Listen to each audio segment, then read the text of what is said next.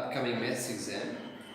We are going to look at a few examples together, just on some mechanical mathematics sums. Certainly not going to cover every single square inch of the paper, but it's just another platform that you guys can have a look at an example, pause it, try it out once I've written down the question, give it some thought, double check it, play on and see how I've done it, and then you can basically pace yourself through a few examples that I'm going to cover for you on some of the sections, or certainly most of the sections that I want you guys to prepare on and be ready for. So we are a few days out from your exam, a lovely weekend between now and then, and it just might excite you in terms of going onto YouTube for school. Of course, explain to your parents why you're going on there, and make sure that it is Mr. Thackeray's channel that you are watching, and I hope it does help.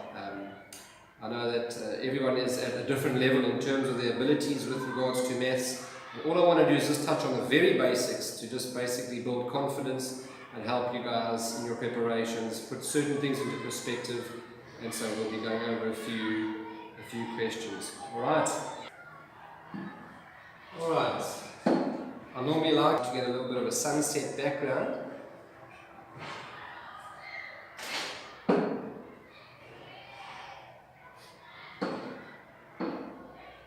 Just wake things up, shake it up a little bit. I go calligraphy because I'm left-handed, not the neatest around. Alright, the first example that I want us to have a look at, express 90 as a product of its prime factors. Now, what I have told some before is as soon as you recognize this question, maths is about method. Every single question is testing your ability to apply a certain method or an approach. Okay, we're not guessing things here. When you read this question, you should, after preparing for your exam, identify kind of what section it's coming from.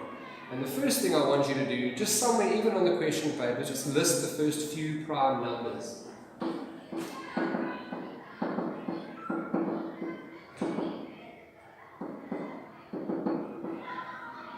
Just so that you have them on the paper and you don't have to try and carry them around with you. So it will certainly help to memorize the first few prime numbers, because you'll need them. And what I encourage the pupils to do is what's called the ladder method.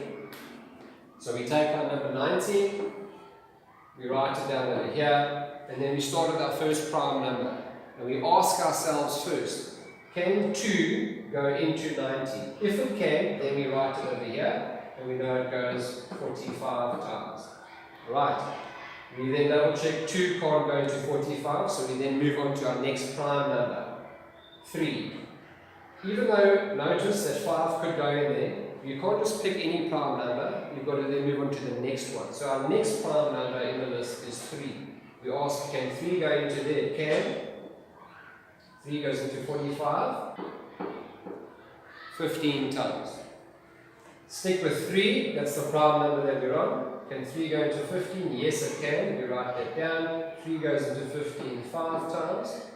3 cannot go into 5. We then move to the next prime number, 5.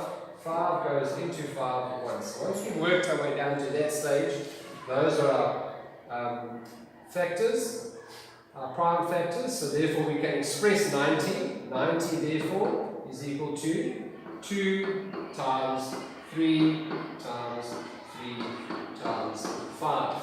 And now you've written that number 90 as a product, meaning multiply, of its prime factors. And it can also be written like this: 2 times 3 squared times 5. And either of those are acceptable.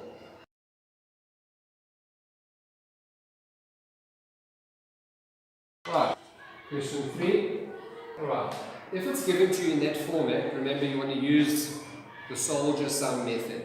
So again, you want to maybe every now and then pause the video, try it out yourself, see what you get, and then continue to watch and have a look and see if you're on the right track.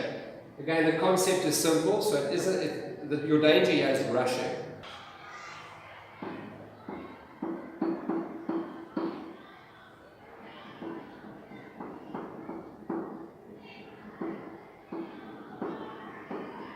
you want to keep your place values in line. Notice there we don't have the thousandth term here, so we can put our 0 in there. Just makes it a bit easier to operate. We are subtracting. Now remember, obviously, we can't subtract there, so we want to borrow from here. That will be 5, allowing us to borrow 1. 10 minus 7 is 3. We're going to keep our decimals in line with each other. 5 minus 1 is 4. Now we want to borrow here again. 10 minus 9 is 1. There's our decimal. We can't go 4 minus 5, so we borrow from there. It becomes 6. So 14 minus 5 is 9. 6 minus 4 is 2. 8 minus 2 is 6. I hope I was right. Alright, multiplying decimals. Now you might hear a bit of background noise. We do have the kids playing at aftercare, a bit of construction going on downstairs, but that is life, and while you're writing exams, those distractions may still be there, so try and block them out. Alright, multiplying decimals. There are a number of ways to deal with this. The method taught requires perhaps a bit of a sideline calculation. So we have 2 decimals there. We want to treat them as 2 kind of whole numbers. So temporarily we want to drop the decimals and do a separate calculation. So we'll multiply 464 by 53. We imagine that the decimals aren't there. You want to get this step correctly now. 4 times 3, 12. 6 3s are 18, and 1 19. 4 3s are 12, and 1 13. Don't forget to drop the 0. 4 5s are 20. 6 5s are 32. 4 5s are 23. We add 2, 9, 5, 4, 2. So that's the figure we are using. We now need to figure out how we put the decimal back in. So we look at our original question. We ask ourselves, in the entire question, how many decimal places are there? We've got 1, 2, and here 3. So in the entire question, we can see 3 decimal places there. So we would need to visualize this number and the decimal shifting 3 places in from the end. So that would make the answer 324, comma 592. Alright. I'm going to stop numbering them now, there's no real point. 7,755 divided by 0,05. Okay, so here we are dividing a decimal by another decimal. So what you want to do here, because that's a little bit untidy, so what we want to do is we want to try and take that smaller decimal and mathematically turn it into a whole number. In order to do that, we want to times this side by 100. That allows us to shift the 0 there, the decimal at least. But if we times this part by 100, we will get 5. But with dividing, to keep it equivalent, you want to make sure you do the exact same thing to the other part. So you better times this by 100 as well. So when we times that by 100, we end up with 775,5. Alright, so that's important. Just explain again what we've done there. We want to take that decimal part and we want to have it be a whole number. In order to do that, we multiply by 100, it shifts. We do the same with that side, we multiply by 100, and the sum looks like that. Now it's fairly straightforward. We are dividing a decimal by a whole number. So I like to use the short division method. 775,5. A little tip here. The moment you see that there's a decimal being divided, straight away, just in your answer section, place the decimal directly above. Once you've positioned your decimal, guys, then you can pretty much treat it as though it's a whole number. 5 goes into 7 once, leaves a remainder of 2. 5 goes into 27, 5, leaves a remainder of 2. 5 goes into 25, 5. No remainder. 5 goes into 5, 1. So that is our answer, 155,1. Alright. 2 1/4 plus 3, there's that fly again, 5 and over 6. So we're adding fractions here. Important to know your method again. Since there are mixed numbers, we're going to convert them to improper fractions first. Again, as simple as that is, and I know most of you know how to do that, do not rush, because if you make a mistake in that step, the rest of the sum is going to be wrong. Alright, 2 times 4 is 8, plus 1, 9 over 4, plus 3 times 6 is 18, plus 5, 23 over 6. And I must say, I've never had a class this quiet for many years. What a pleasure. Now when you are adding, now that you've got them into improper fractions, you want to get the lowest common denominator.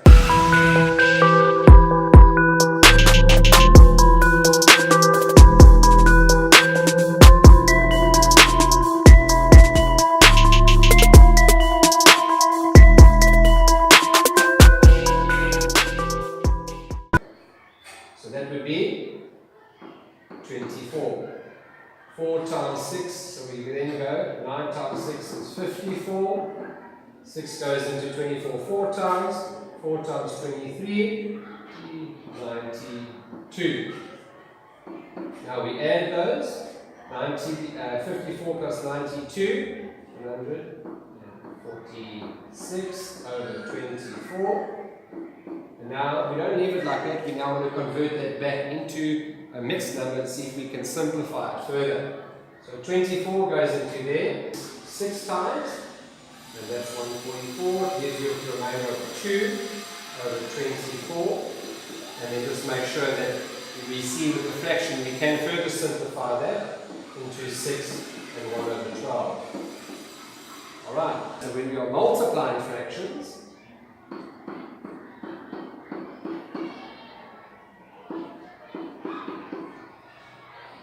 we start off the same way, convert mixed numbers, if they are, to improper fractions.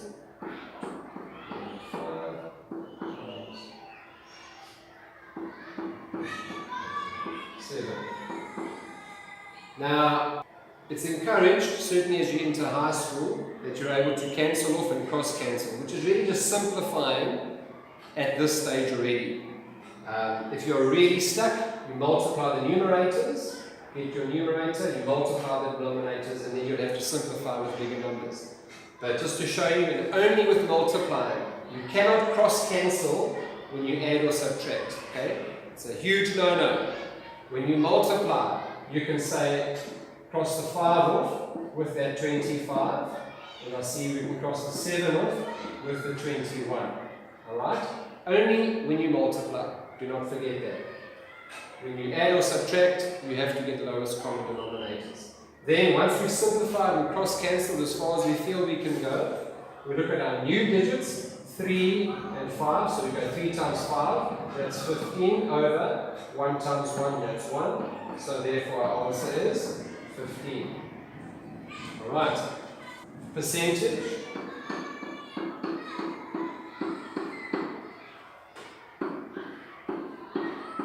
%45 of 360 Rand. So remember, we are working with a unit here, so we're going to remember that in our answer. A percent is seen as something out of 100, so we can neaten up this sum to look something like this, times 360 over 1. If you're multiplying a fraction by a whole number, write that whole number as being over 1. Now we can divide off. There's a number of ways we can do this. What we could do, we could then say 5 goes into there 9 times and into there 20. Alright, so we've simplified that way. And then check further, we could continue to simplify across here when we multiply. So you can cross-cancel and multiply. 20 can be divided and go into 360, 18 times. Okay, 18 times. Then we have 9 times 18. And then if you get stuck, don't do things mentally if you're not sure. Come across here, 18 times 9, 72, times 9 is 9, plus the 7, So it's 162 over 1. And remember, we're working with rands. 162 rand.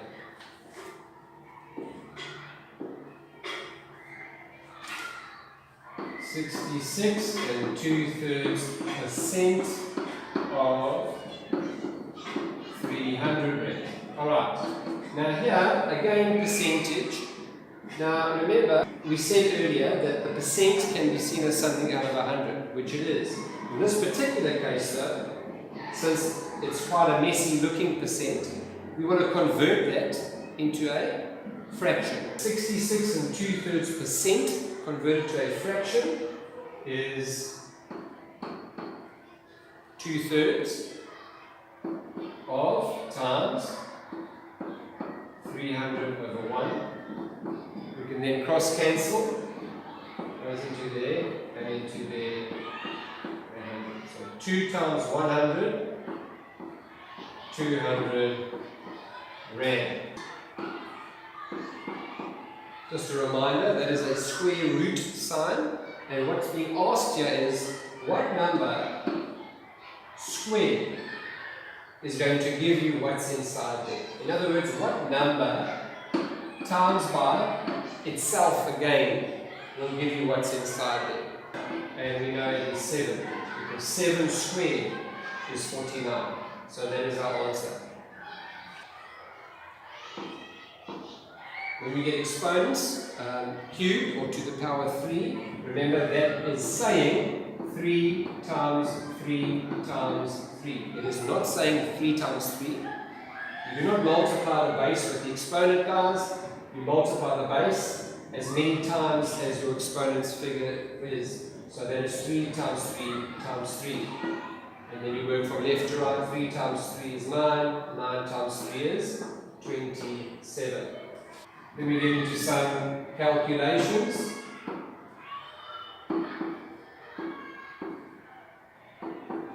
It's all just about focusing and concentrating. Again, that means what number times by itself gives you 121, 11, minus what number cubed gives you 8, 2. 2 cubed will give you 8. 11 there, and we have 9.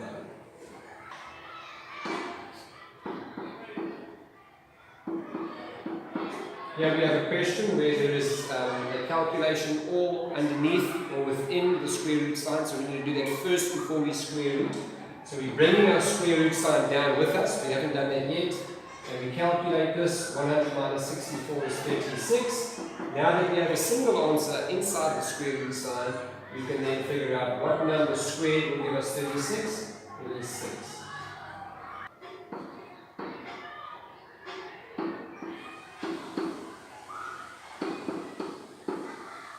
Another little trick that examiners might want to test you on. Watch out for that exponent there, something you just need to memorize and learn. 9 squared, again remember it's not 9 times 2, that is 9 times 9. 81 minus 2 times 2 is 4, 4 times 2 is 8, 8 times 2 is 16, 16 times 2, 32. Plus, and then remember, anything to the power 0 is 1. I think I heard you shout that from home. 81 minus 32. Remember, your calculations here need to be clear cut. It's no good knowing all the recent difficult stuff, but you've forgotten your grade 2, grade 3 basic bonds. So get this correctly so you don't throw away marks. 80 minus 30 is 50, 51 minus 2 got 49, plus 1, and so the answer is 50. Don't rush, speed kills. Don't forget, if I just show you here, the square root of 64 is asking what times what, gives me that, and we know that answer is 8. Here, cube root, what times what, gives me 64, and the answer is 4. Alright, let's pull out the big guns. Order of operations, very important, so follow those. Here you want to try and get rid of the exponents.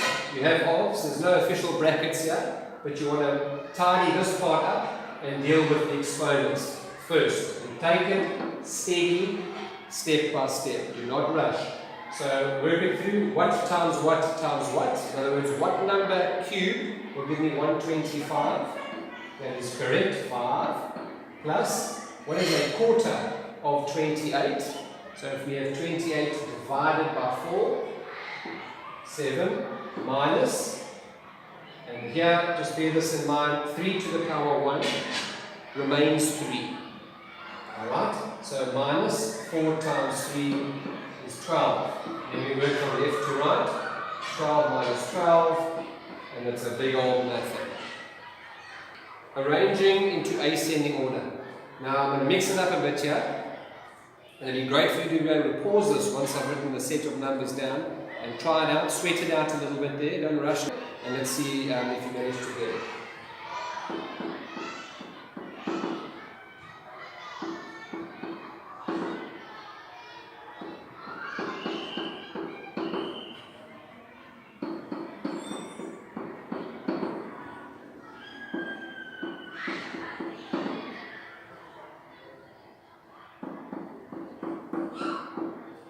Right, the key here and the point here really is to get them all into the same format. Okay, you cannot tell which is bigger than the other if they're all mixed like this. And my suggestion to you is to try and get all of them into that percentage format, because we know that to calculate percent, you times by 100.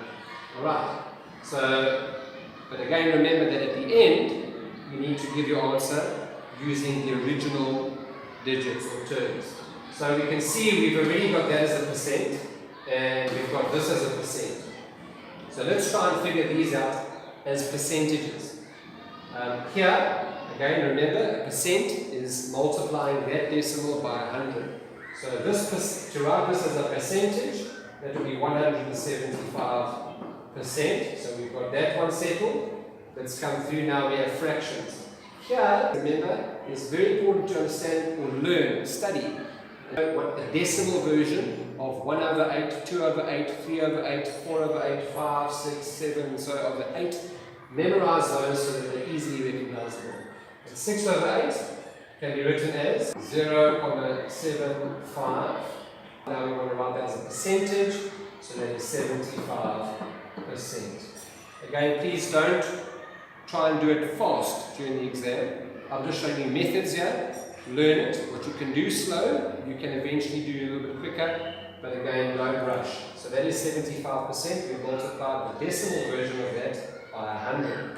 Now, to get this into a percentage, we want to multiply. If you recognize that the denominator is 25, times this by 4 to get to 100, then times that by 4 as the common rule, and therefore it will end up looking like 60 over 100, which is 60%.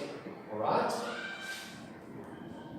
And then this one here, we can already see the whole number is 2 3/4, 2,75. Write that as a percentage, times by 100, 275%. So what we've done here now is we have numbers in our set in a percentage format. So you can look at those common formats and we can then say, right, this one here, we're going to go ascending, smallest to biggest. So the smallest percent number is the 60, which is this one. Then, after the 60, you'll notice we have two 75s. So you can write the fraction, and then that one, it's no particular order there because they're both equal in terms of their weighting. And then after the 75, we have 174, and then we have 175, and then the biggest one is this one over here. Alright, so once you've done all of that, we can then, let's just give us a bit of space here. We then rewrite the original. So that will be 15 over 25, 6 over 8, 75%, 174%. And notice how I'm separating each by a semicolon, not a comma, otherwise they can be confused with the decimals. So after that, the fifth one, 1,75, running out of space here, and then we have 2 3/4. And that is your answer. Alright, just going to touch on one or two very brief, very basic reminders of geometry. So,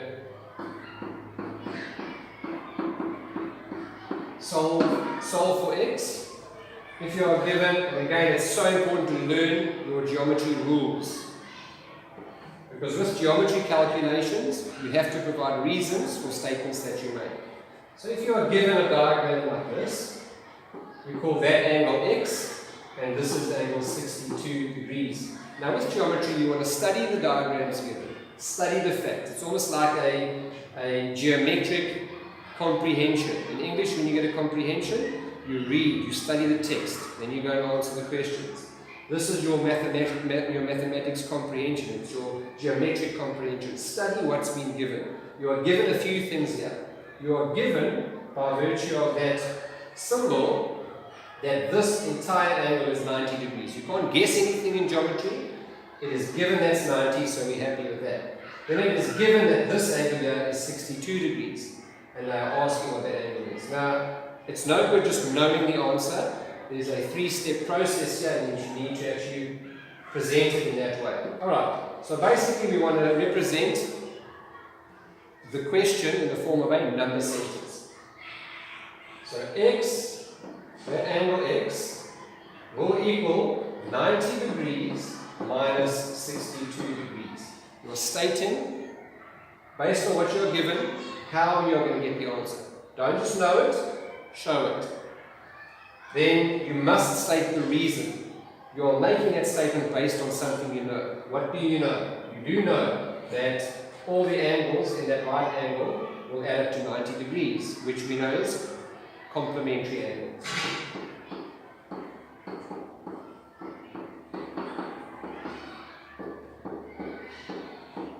So when the question says calculate and provide reasons, that's what you're stating there. Now then we can go on. Therefore, the angle x, we do our calculations again, remember, do not rush, and that is equal to 28 degrees. Right? Then you're looking at least 2, maybe 3 mark question. Probably 2. And there's no reason not to get full marks.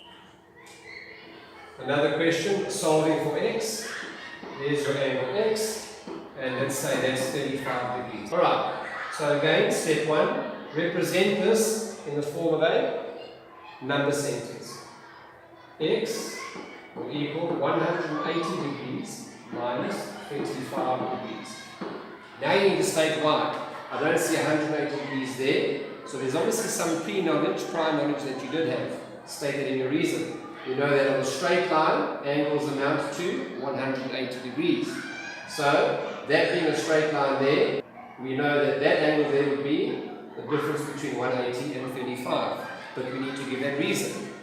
In that case, this is a supplementary angle.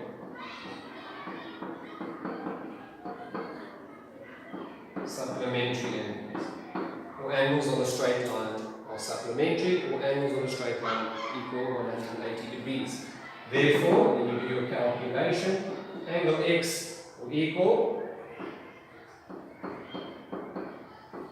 145 degrees.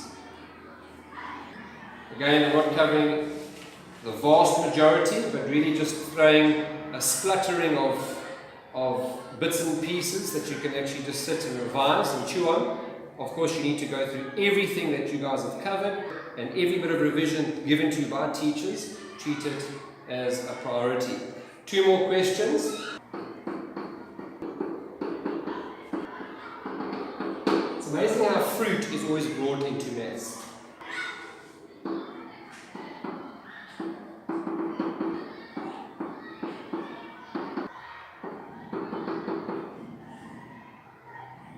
Bananas.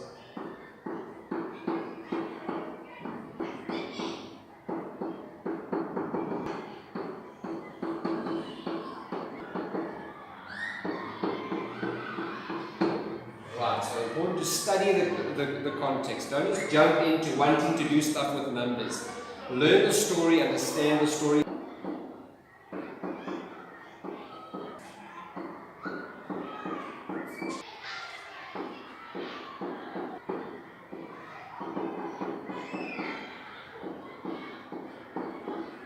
Alright, so there's the scenario. Maybe you want to pause and copy that down, give it a try, and then of course you can play that with you. I'm just going to shift it up so I have space to show you.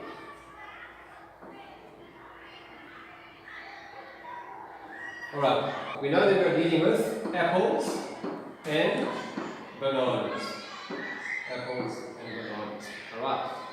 The ratio given in that particular order is 5 is to 4. The other fact given to us is that there are actually 200 bananas. There aren't 4 bananas, there are 200. So in this context, you look at it and you say to yourself, right, there aren't 4 bananas, there are 200. So in order to get from 4 to 200, that is the multiplication of 50. Now to keep the ratio equivalent, you make sure that you do that same calculation with what you want to figure out. That's the unknown. So then the answer would be 5 times 50. And so therefore you have 250 apples. Again, method, approach, look at what is given. First understand the context, look at what is given. Establish some kind of format. You don't want to mess all over the page because you're only going to confuse yourself further and frustration builds up within an exam. And the moment you become frustrated, guys, the moment you become frustrated, it's going to affect your entire paper. And then obviously finish it off, make sure your answer is clear and presented nicely. Alright, finally guys, we're going to look at a bit of a table here. This is our fraction column. Fraction, decimal, and percentage. Alright, so given here, let's say we are given 0.75, we are given 65%, here we are given 0.625, that should ring a bell already if you've prepared for the exam, and here let's go with 2 over 9, and we want to fill out the missing gaps. So, method, something that you guys love to do, and now I'm permitting you to do it. Pick and choose, do the easiest parts first. We know that you are calculating a percent, you are multiplying by 100. So let's do that first. When we multiply this by 100, we end up with 75%. When we multiply this by 100, we end up with 62.5%. Then in reverse, if you have the percent and you want to calculate the decimal, you divide by 100. So 65%, 0.65. We'll get to this one later. Now, this here, and again with fractions, you want to put them in the simplest format. But if it helps, that can be seen. If you don't see it immediately, you could go 75 over 100, and then you'd have to simplify. But if your eye catches what that actually is, it is 3/4. In its simplest form. I'm going to come back to that one now. 0.625 should catch your attention as being one of the numbers over 8. Correct. 5 over 8. So I urge you again, list, study and memorize exactly what the decimal format of 1 over 8, 2 over 8 and so on looks like. Alright, when we look at this one here, we can write it as, remember we are given 65 hundredths. So 65 hundredths, then you have to simplify that. So if we divide that by 5, we get 13 over 20. And that is our simplest form there. 13 over 20 is a fraction. Now, when you get something here where you cannot get a denominator to 100, or it's not one of those quick grab answers that you've studied, I'm hoping that you can remember how to divide decimals. So that there, short division. Now we know at first glance, 9 cannot go into 2, so we're going to have to treat this as a decimal. We put our decimal up here, 9 cannot go into 2, so now we look at 9 into 20, it goes twice. It leaves you with a remainder, so that's of 2, so we can then see that it will be recurring. And there's our recurring, so the decimal is 0.2 recurring, and again from decimal to percentage we multiply by 100, so that will be 22.2 recurring percent. Now I've done it fast there, slow it down, chew on it, think about it, ask your teacher, and I'm sure that he or she will be very happy to help you. Guys, I hope that's been of help to you. Study hard. Again, I've probably assisted you here with 60, maybe to 65% of the paper. Work hard, ask questions. There's a lot more with regards to geometry that your mid-year exam is going to want to cover. So again, that's what it is. It's about time, it's about effort. I promise you what you put in is what you are going to get out. And don't be scared to ask your teacher for help. You don't want to